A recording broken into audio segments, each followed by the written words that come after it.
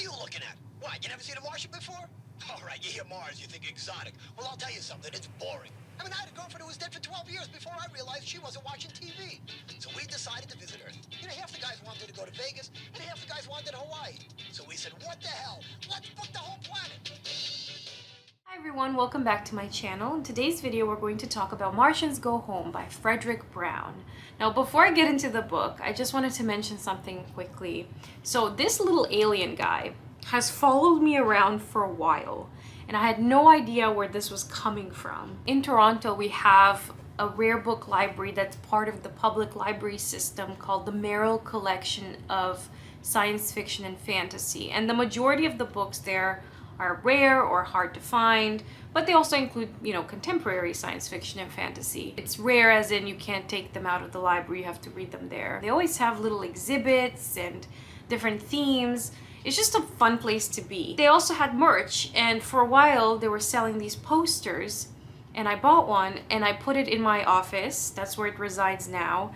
And it had this little alien on it. So I've had this poster sort of watching me for a really long time. I think I've had this poster for 7 years now. Recently, I watched a YouTube video of someone talking about Fredric Brown and all of his books. I'll link that video down below. And in the video, the booktuber talks about Fredric Brown being kind of a master of flash fiction, which is fiction that's generally short and it packs a punch very fast.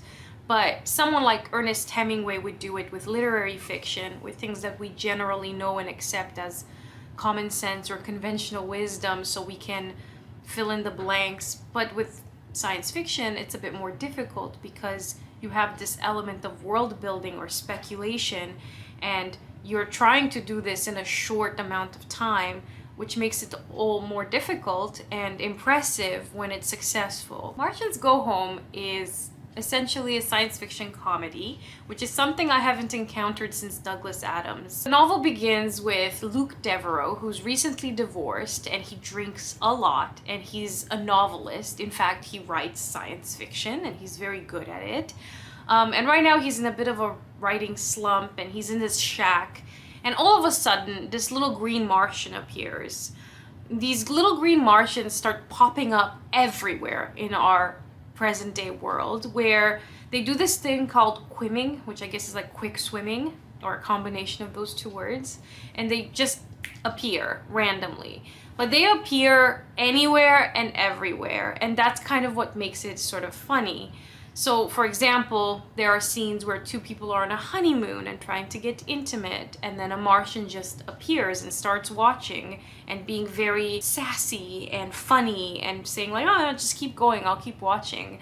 And Luke has to interact with this person or Martian, and they have this back and forth. And at first you're wondering if it's the alcohol speaking here or if it's an imagination thing because he's a writer.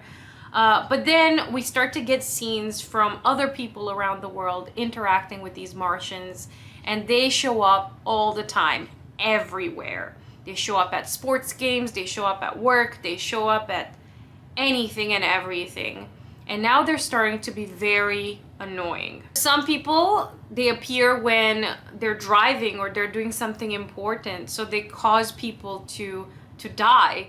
And even more so, a lot of humans kind of off themselves because they can't stand just how annoying these Martians are. At first it's interesting and newsworthy, but after a while the Martians are a bit too much to deal with. People just can't stand it anymore, like it's too much.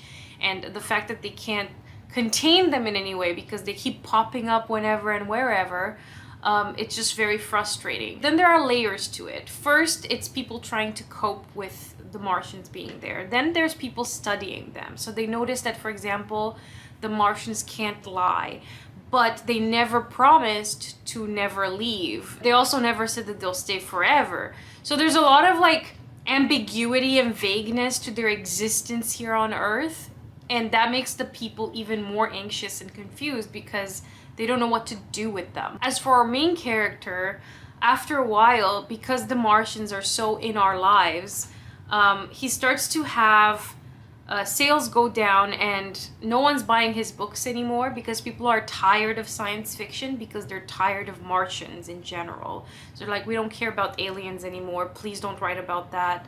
So now he has to write a Western. So then we have this author struggling with his identity as a writer as well. Eventually there is a mass vote. There's decisions being made on the entire planet about these Martians. There were moments where I thought, oh, like, are the Martians kind of, you know, symbolic for like a xenophobic sentiment? But the funny part is that the Martians themselves hate other people from other places. Okay, so there is a paragraph in here where Fredric Brown describes the Martians in one paragraph by giving them all of the adjectives that they are, but the adjectives are all in alphabetical order.